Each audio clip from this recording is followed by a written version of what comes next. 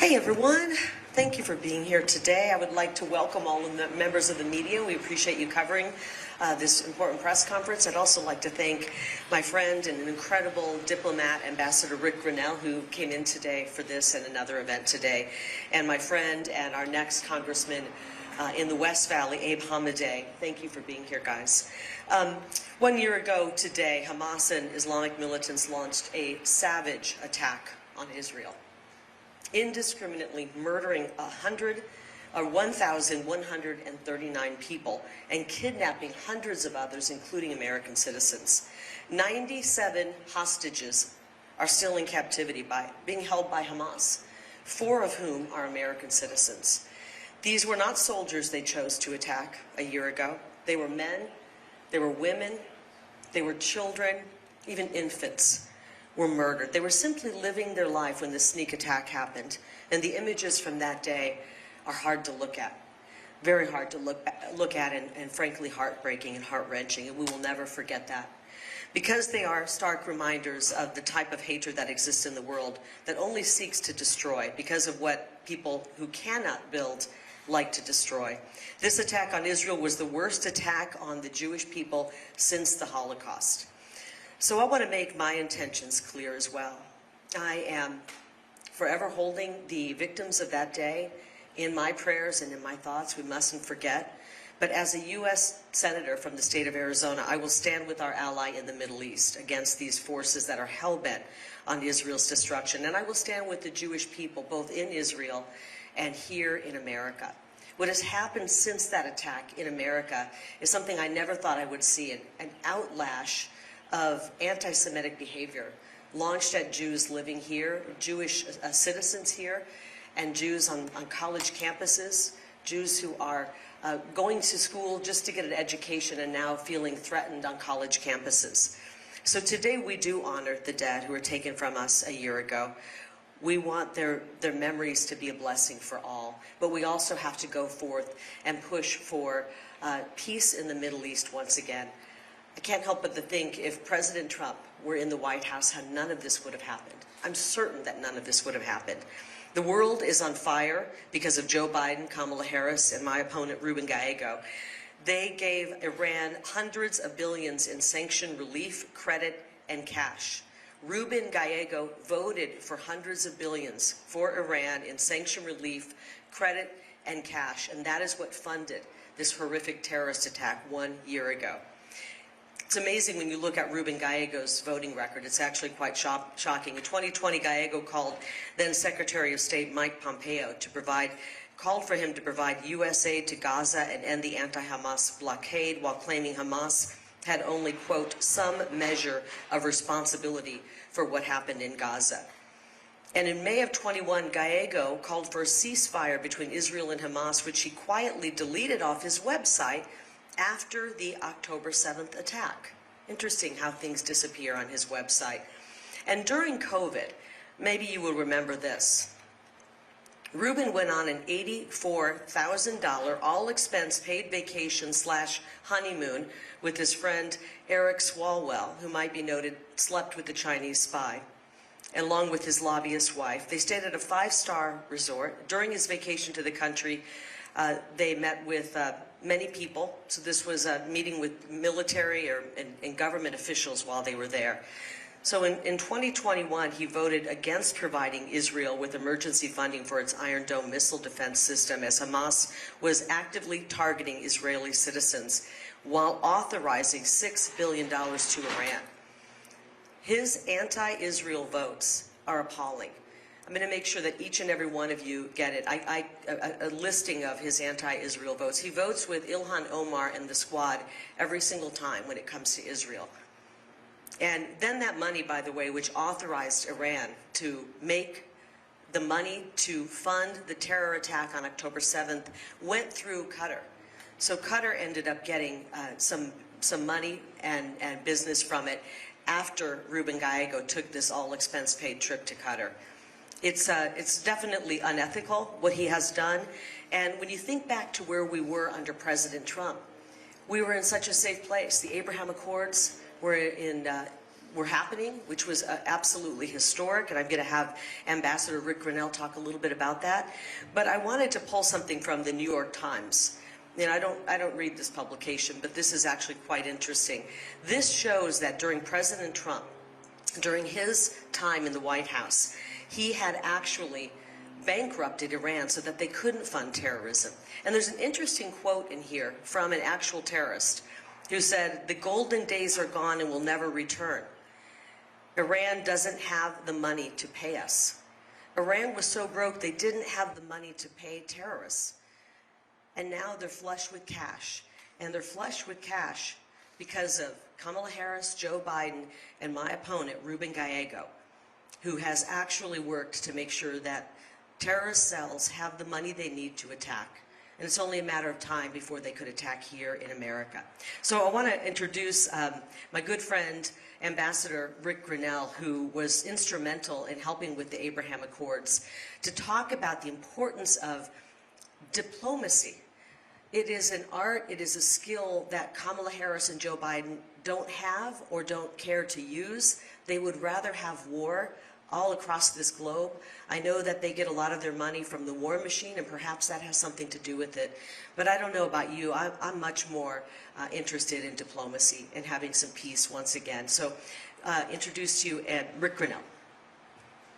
We hear a lot about peace through strength. And obviously that's an important concept. But peace through strength is actually a celebration of the diplomats. It's a celebration of actually achieving peace because you didn't have to fire any missiles. You didn't have to use the military.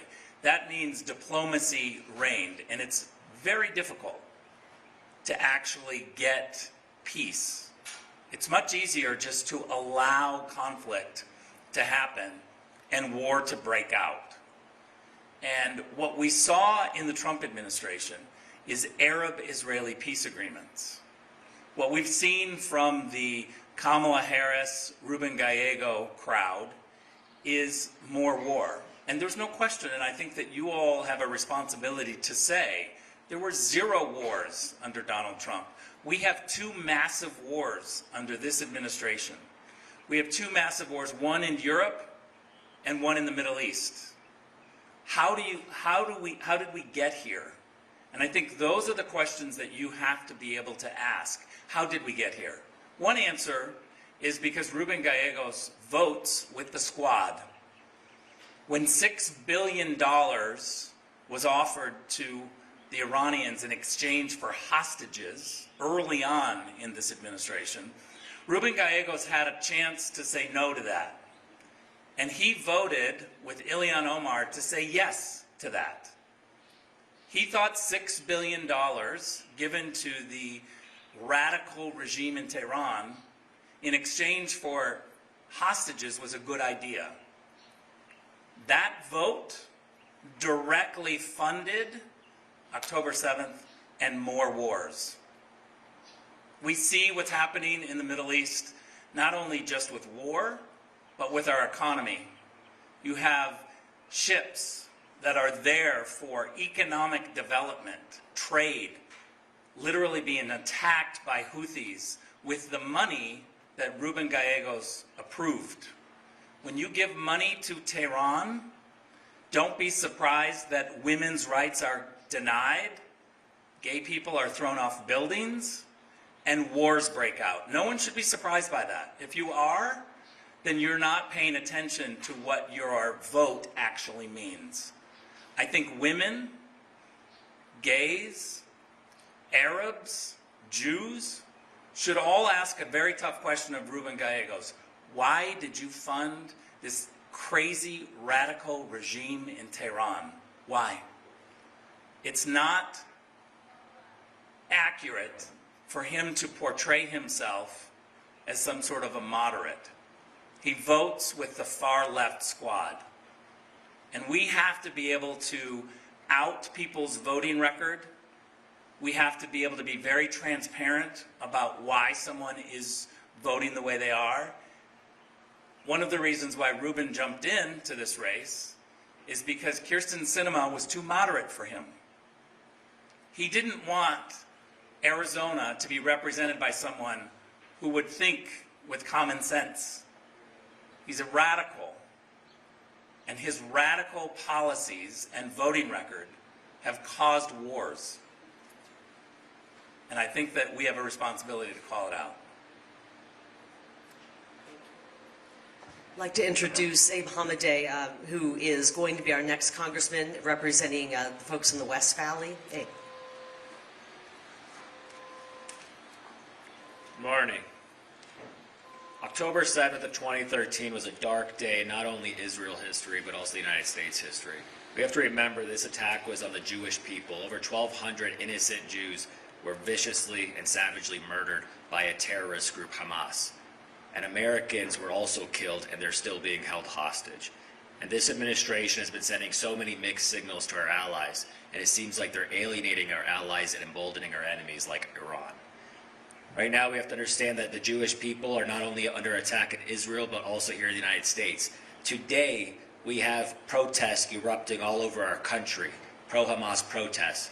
It's absolutely insane what the radical left is doing and teaming up with these anti-Semitic, really nasty people right now.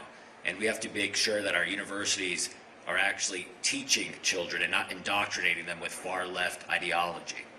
As a former U.S. Army Reserve captain and intelligence officer, I served overseas under both President Trump and Biden. I was there when I was serving in Saudi Arabia. And I know if President Trump were elected, there would be a lot more peace going on in the Middle East. He's the only president who actually got the Arabs and Israelis to come and make a peace agreement. And that was a lot of, had to do with a lot of the help from you, Ambassador. Thank you for your leadership, bringing peace around the world. But it was also, President Trump knew exactly that peace comes through strength. And that's why he killed Qasem Soleimani, the head of the IRGC, the Iranian Revolutionary Guard Command, in Iraq. But you see what Biden is doing, Kamala and Biden, they can't even answer whether Israel's our great ally, as we heard from Kamala today. So I think right now what we need to stand with shoulder to shoulder with Israel against these brutal terrorists. And I want to make myself very clear. This wasn't just an attack on Israel, it was an attack on humanity. And let me also be clear, America first doesn't mean America alone. We have to stand strong with our allies and defeat our enemies together. Thank you. I should say that growing up in the 80s, I was always told, and maybe some of you who are my age or older, that there was no way possible to ever have peace in the Middle East. It was just impossible. And I have to admit, I believed that because that was just the way we were brought up, and that was the message that we were given. And so it was so incredible. And I'll never forget when the Abraham Accords were starting to take shape. And Ambassador Grennell was part of making that happen. To think that the impossible was made possible. And the beautiful thing is we can have that again. We can have that again when we get out and vote. We cannot vote for radicals like Ruben Gallego, whose votes, as Rick Grennell said, have caused wars. And it's up to the media to start looking closely at his record. And we've shared with you just a bit of it when it comes to how he has voted when it comes to the Middle East and Israel. But look at his record on everything, from the open borders, wide open borders, which has empowered the cartels, to funding sanctuary cities, to defunding the police and making our neighborhoods less safe, and taking away qualified immunity for police so they don't have that protection, which makes it harder for them to go out and do their jobs. We are less than a month away from the election, and I'm asking the media to start looking closely at Ruben Gallego. His personal life, his lack of professionalism, his voting record. This is an important election. Many people say it will decide whether America can survive. And it's up to the media to be journalists once again and do the job of looking closely at Ruben Gallego's voting record. So with that, if any of you have questions, I know that Abe is willing to take questions, the ambassador is as well. So just go ahead and state your name if you have a question and the question and who you want to answer it. Rich Crane, 12 News Ambassador. We're 1 year from the attack in Israel. Can you tell us what your thoughts are about the 1 year anniversary? It's hard for me to imagine that it's been a year of war, a year of an escalating war. We do know that Joe Biden and Kamala Harris haven't spoken to Vladimir Putin about the war in Ukraine. They just haven't even picked up the phone to speak to them. They act like it's some sort of a punishment to the Russian president.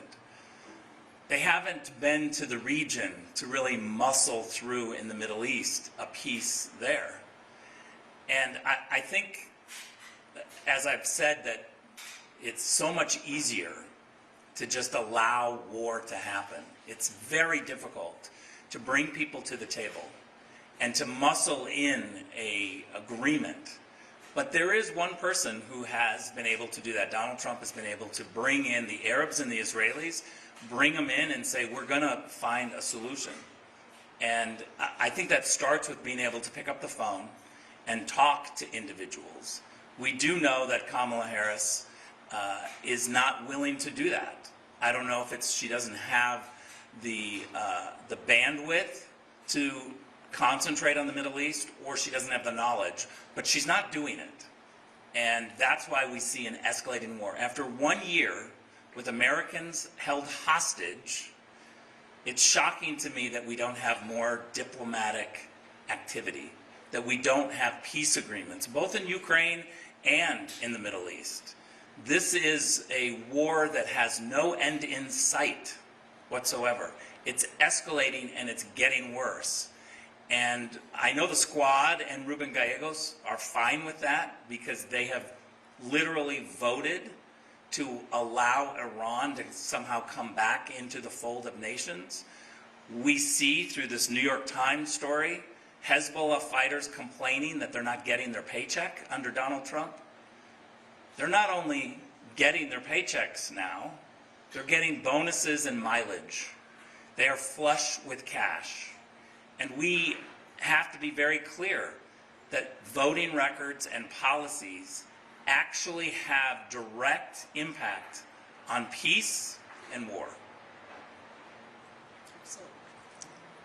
Veronica with CNN, my question is for you and Mr. Hamade. Should Hill leaders call back Congress into session to pass an aid package supporting Israel and Hurricane Helene victims?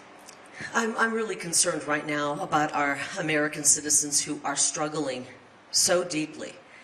Every day I see another video, another image of somebody who is stranded. No food, no water, people who are dying. And our priority has to be right now to give these Americans assistance. We found out that FEMA is plumb out of cash. They've spent $1 billion in the last 2 years relocating, getting illegal immigrants who poured across this border in what I believe is an invasion, settled, getting them comfortable here in the United States, and depleting the resources for FEMA. So I think immediately we need to get all hands on deck, and that means the military, get them over to North Carolina, parts of Tennessee, and get help. And we need the money to make that happen immediately. But just as importantly, we've got another hurricane barreling down right now on Florida. It doesn't look like any part of Florida is going to be safe. Could be a Category 5 when it hits. People are panicking, trying to get their homes boarded up, get supplies, and evacuate. We could be seeing the biggest mass evacuation of the state that we've ever seen in Florida history, and that's saying something for Florida. So we need to prioritize at the immediate moment, right now, on the needs of the American citizen, especially in the Southeast, and now it's going to be in Florida. I'm gravely, gravely worried about what's happening. I think that the death toll is going to be in the thousands, and this could make what happened in Katrina, it could be worse than what happened in Katrina, and that's hard to even fathom. So I think our priority has to be number one right now on America. Abe? The reality is the White House has a lot of control and discretion, so I don't believe Congress is required. And if you look at what House leadership has already said, they said they're waiting until the tabulation of the cost of the recovery efforts. But this administration has been weak all across the board with the hurricane victims. Nobody saw this coming to have such a devastating impact in Western North Carolina, but I'm concerned that FEMA has been spending so much of its money to be used for illegal immigrants that are coming into our country. And I think that's the reality, is that Americans feel as if they're being treated as second-class citizens here at home, especially when government is there, especially in times like this, when they have such a devastating impact, which killed hundreds of our fellow Americans and destroyed communities. And yet the federal government seems to be hamstringing the private sector, hamstringing the community leaders in North Carolina. I think that's unacceptable. It needs to be all hands on deck. The president is a president of all Americans. He should go in there with all the necessary required tools to get this problem fixed and to give hope for the people. Instead, it seems like he's on vacation all the time. It doesn't seem like Kamala Harris wants to address it either. And there's another, as Kari just mentioned, there's another devastating hurricane coming to hit Florida right now. And I think it's a very scary situation when not only do we not know who's actually in charge of our executive branch, I don't think the world does too, and that's why you're seeing chaos, not just around the world, but here at home. I actually have two questions. Hi, I'm Samantha Jo Roth with the Washington Examiner. My first question for you is, we know that, I'm curious how you are reaching out to the Jewish voters of this state. A lot of them have primarily been Democrats. Have you heard from any of them who, are open to switching over because of what's going on in Israel? That's my first question. Absolutely. Our Jewish Voices for Kari Coalition, we have had many events with folks who are in the Jewish community here in Arizona. And you're right, in the past, many Jews have voted Democrat. I believe we're seeing a big change right now. Not all, but a big change in the Jewish community as they're realizing what happened in Israel is just so horrific. And then the following, what happened here in America. For people who are Jewish Democrats to watch as whether it be their children, their grandchildren, their nieces and nephews on college campuses were running scared because of the anti-Semitism when these pro-Hamas protesters were so cruel to the Jewish students on the campuses. I know it because my son's in school and it was happening at his school as well. And so I believe that we are seeing a shift, just like we're seeing a shift right now with Hispanic voters coming over, saying these policies don't work for us, just like we're seeing a shift with black voters coming over. We're seeing a shift with Asian voters. All voters are realizing that Democrat policies are destructive, dead-end policies that are destroying our country, making it impossible to afford living anymore, and not making us safe, but making life very dangerous here in America and abroad. And then my second question is about, recently we've seen in the polling, there's been, between you and your opponent, he seems to be leading significantly. And then we're also seeing, the Harris-Trump race, it is a complete dead heat in this state. Trump has only been here about 3 times. Are you hoping that he will be here more? And then, how do you make up that difference? Actually, our polling looks really good. I have zero faith in the public polling. Just like in 2016, we saw the same thing happen. I was in your position in 2016. I remember stories where they were saying 98% chance Hillary's going to win. Trump only has a 2% chance to win. These polls are meant to take the oxygen out of our movement. They're meant to take donors away and keep donors on the sideline and to bolster a false narrative that Ruben Gallego is in the lead. He's not in the lead. My polling shows that we're either up or on a dead heat with him. And I'm proud of that because he's dropped about $1 million in Soros-funded ads and money coming from other dubious sources in attack ads that all of you have seen, everyone in Arizona has seen, and he cannot seem to pull ahead. So if he was really ahead, and I'm going to ask you guys to do some critical thinking here, put on our thinking caps, if he was really ahead, as some of these polls say, why is Chuck Schumer dumping $5 million a week in here? Why are they continuing to dump more money? $100 million has been dumped already, and they continue to dump more money. If he was really ahead, they wouldn't feel the need to do that. So I feel comfortable where we are. What about the Trump coming? And President Trump, I would love it if he comes again. He has been out here. He knows Arizonans love him. I still believe Arizona is Trump country. And I think we're going to get another visit from him, maybe more than one. And I trust that he knows how to work his schedule. So when we get him out here, we will be ecstatic once again, and we're looking forward to him winning in Arizona. Yeah, go ahead. There's a phenomenon that's happening too with Arab Americans. There's a collapse of Arab Americans for Democrats. They want peace.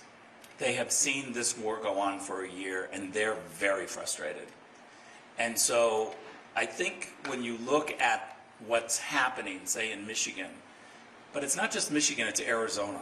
There are a lot of Arab Americans here in Arizona, and they are extremely vocal about saying this war is escalating, it's getting worse, Kamala cannot stop it. Why did we fund Iran? Jews, evangelicals, Arabs, Muslims, all agree on one thing. Arab-Israeli peace was possible under Trump, and when you fund Iran, you get war. Some of the most vocal anti-Iran people are Arab Americans and Muslims.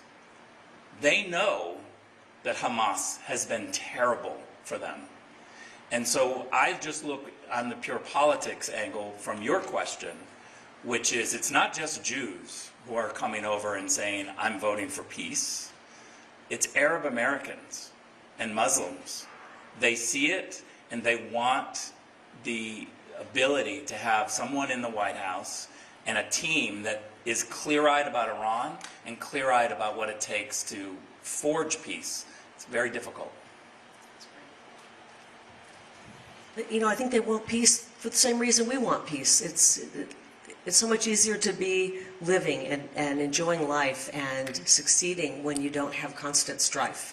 And we now know it's possible, thanks to the work that Ambassador Grennell has done and the incredible work President Trump did as a leader that the world over loves. Any other questions? With what? With HuffPost. It's good Oh, to see you okay. again. Hi, how are you? I have a question about the effort that the Harris campaign is making toward winning over Republicans in this state. They've got a number of events lined up. We saw from the exit polling from the last election that more Republicans did vote for Joe Biden than Republicans who had voted for Hillary Clinton. Why is that message resonating from people who used to support John McCain wholeheartedly? Well, I don't think it is resonating. I think this is not true. I mean, you see a few people who are say they are Republicans supporting Kamala Harris, but then if you look at their voting record, they've been with Joe Biden. They're still calling themselves a Republican, but they really haven't voted Republican for a number of years. I look at the polling, and President Trump is getting, I think it's 93% of the Republican vote here. That's really high. If you look back historically, that's better than other presidents have gotten. I'm getting 91, 92%. So it doesn't, the facts and the data don't match the narrative. And I know this is a narrative they want people to think, oh, wow, Republicans are running and jumping around Kamala. Republicans are not for a lack of national security. Republicans aren't for increases in taxes, which, by the way, the Trump tax cuts will be going away if Kamala Harris and Ruben Gallego were to get their way. Republicans aren't for the economy in free fall and inflation shooting way up. So I just don't believe that narrative, and I'm looking at data showing that President Trump's doing really well with Republicans, as am I. And it's interesting, you know, the story that the AP did, I think people in America think the AP could be credible. They did a story trying to say that Republicans were going to vote for Trump, but not me. And the person that they brought in for that story that they talked to was allegedly a farmer rancher in southern Arizona. And they put the name down, and that whole story got carried. It got sent around the globe a million times. Well, an honest journalist did a little digging and searched for that rancher. Guess what? It wasn't a rancher in Arizona. It was a convicted felon in Missouri. So there's a lot of dishonest journalism going on out there trying to support a narrative that just doesn't exist. President Trump is doing really well. Do you want to say something? Yeah. Far be it from me to give you free advice, but let me give you a little free advice.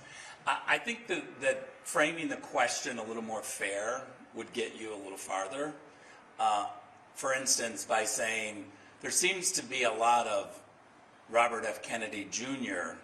Democrats voting for Donald Trump. There seems to be a lot of Tulsi Gabbard Democrats voting for President Trump. And yes, I will give you, your former Senator Flake is supporting Kamala Harris, but he had a job in the Biden administration. He was appointed by Joe Biden and had a job, and so he's just continuing that out.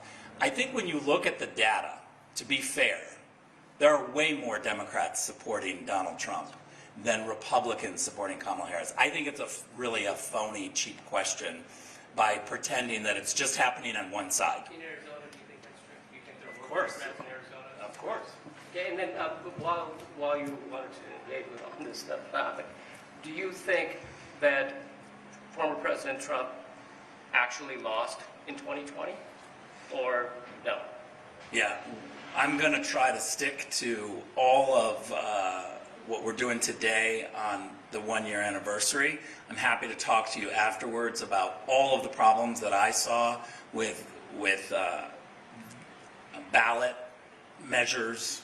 We saw voting rolls that were really terrible. I'm happy to talk to you about all of that because I do think that that's a problem, and I think that we haven't tackled it enough. But it would be really important today to talk about October 7th and what's happening. Well, you brought it up. No, I didn't bring that up. You brought that up. On the issue of 2020 and 2022 in your case, do you think that your statements about 2020, about whether that election was accurate, fair, honest, etc., and in 2022, do you think that has hurt you among voters in Arizona? I don't think so. I think Arizonans have felt the injury of elections that haven't been run properly. And so I think that you may be coming from another state and not really feeling what's happening on the ground. We just want honest elections, and we're working to get them, and we're going to continue to do things. There's a number of problems right now. I challenge you to look into some of the issues that are happening right now, but thank you for that question. Sir, what's your name? Rich, I'm with 12 News. Hi, Rich. You have a debate coming up next week. Yes, I do. Your thoughts about it and how you're preparing for it. Well, I hope that that Ruben Gallego will show up for the debate. He skipped the first one, and if he needs assistance with transportation getting to the debate, we're happy to provide that for him and his staff. I'm preparing. The way I always prepare, I learn and I look at the votes that he's cast. And when you look at what he's done, the people need to hear about it. So they'll be hearing about some of the things that Ruben Gallego has voted for, which has been very hurtful to Arizona and America. And then I want to talk about my plan. But again, I'm hoping the moderators will be fair. We have an ABC reporter and an NPR reporter. And I'm hoping that they'll be fair and that they will ask questions so that we can talk about moving forward and how we turn things around in America. We need to turn the corner. We are on a path toward total destruction with some of these policies, and we need to get back on track. Did anybody miss a question that wants to ask one? Anybody? Abe, do you want to have anything final to say here? Yeah, I just want to address that one question about the possibility of split voters. Running for Congress in the West Valley, I will tell you they are united behind President Trump and Kari Lake. You know, my district's it has the highest number of senior citizens. They're on Social Security. They have to admit to me that they have to go to their churches for food banks because they can no longer afford groceries because of how Kamala Harris and Joe Biden have wrecked the economy with their inflation. And Ruben Gallego is all a part of that problem when he voted 100% of the time with Joe Biden and Kamala Harris. So, you know, here in Arizona, they're united behind President Trump and Kari Lake because they know we're going to solve the border. We need to build that border wall, something that Ruben Gallego called dumb, stupid. And, you know, we understand that today is October 7th. What happened in Israel can easily happen in the United States if we don't secure our southern border. You know, the other week we heard about possibility of 10 surface-to-air missiles that came across our southern border. Iran is looking, if you remember history, well, you know, they have a global reach. They attacked an embassy in Argentina back in the 90s, and they still want vengeance for President Trump killing Qasem Soleimani. So the number one issue is to secure our border, and the people of Arizona know that's President Trump and Kari Lake in the Senate. I'll end it with Abe just kind of jogged my memory on something else that Ruben said, which he called Trump supporters and Trump voters dumb, and he called us the worst people in the world. I want people knowing that if you have voted Democrat many years ago, if you voted Democrat a few years ago, last election, or even if you plan to vote for a few Democrats, I don't think you're the worst person in the world. I want your vote. I know that you want someone that you know and trust, who you've known for many years, who will turn down a bribe, who will fight for you every day, and will go to Washington, D.C. and make you proud and work hard for peace, to make sure that we are negotiating peace deals so that what happened in Israel a year ago never happens again, and that our own country is safe once again. So we're going to work really hard. I appreciate the media for being here, and thank you for your questions and your time today. Thank you. Do you want your voters to early vote by Oh, you know what? I will answer that. Yeah. She's, what was your name again? Samantha Joe? Samantha Joe, thank you. Do we want voters to vote early? Yes. If you get a ballot in your mail, they're going to be landing on the day of the debate. So go to the mailbox, grab that ballot and fill it out on the day of the debate and get it sent in. I'm suggesting, even though I'm not crazy about the whole Dropbox thing, get it into a Dropbox or bring it down to bring it to one of the early voting centers and drop it off there, or bring it to the recorder's office. But get out and vote. We want to vote early. We're seeing all kinds of things happening. I mean, look at the storm hitting Florida.